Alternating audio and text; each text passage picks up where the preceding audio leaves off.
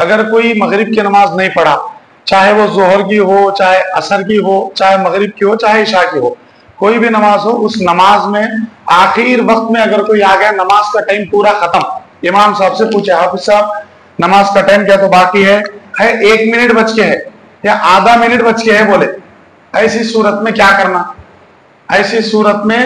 اگرچہ مقتدی آ کے رکعت 3 رہتی، فرض نماز 4 والی رہی تو 4 رہتی، اور 4 نمازیں 4 رکعت کی پڑھنے تک ٹائم زیادہ ہو جاتا، لہذا رکعت باندھ کے اللہ اکبر باندھ لیا تو بس، بھلے ہی آدھا منٹ ہی کیوں نہ تھا اس کے پاس، 1 منٹ کیوں نہ تھا،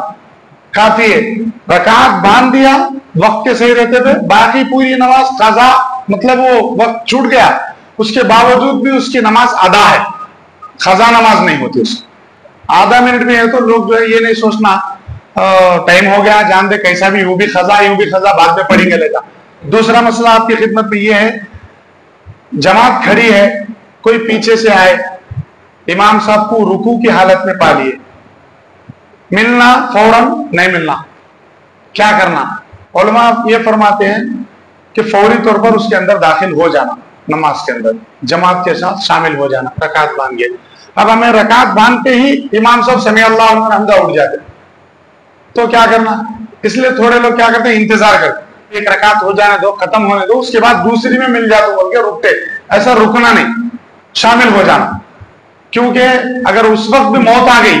فوری طور پر جماعت میں شامل ہو گیا تو نماز کی حالت میں مرتا، انتظار نہیں کرنا، رکعت باندھ کے نہیں چھوڑنا، اس کے اندر آ جانا۔ ہاں، وہ رکعت کو کاؤنٹ نہیں کرنا، چونکہ اس میں جو ہے کاؤنٹ اگر کرنا ہے تو رکوع بھی اس کا ملنا،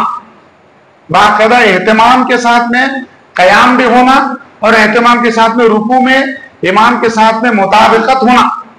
مطابقت ملنا، ہمیں بھی انہوں ایک ٹائم ایک رکن میں ایک ساتھ رہنا، ایک لمحے کے لیے بھی کیوں نہ ہو، سبحان اللہ یا الحمدللہ اتنا بولے چھٹی دیر بھی کیوں نہ ہو، رکنا،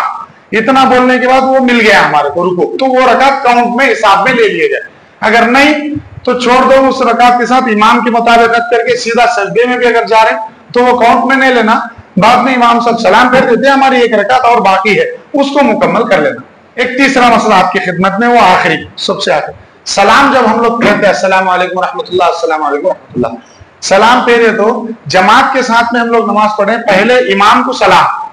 پھر اس کے بعد میں کاندھے پر جو فرشتہ ہے اس سے لیتے ہوئے صف میں جو سیدھی طرف ہے، پھر امام کو دوبارہ دوسرے سلام کو، پھر فرشتہ، پھر اس کے بعد دوسری صف میں سلام پھیرے تو ایک طرف جب سلام پھیر دیے تو یہاں سے لے کر دنیا کے آخری کونے تک، یہاں سے لے کر یہ دنیا کی اس طرف سیدھے طرف کی جتنے آخری کونے تک، پوری روئے زمین میں کتنے خبر والے لگتے، اتنے آسمان کے فرشتے بھی اور اتنے جنات بھی، سب کے اوپر سلام،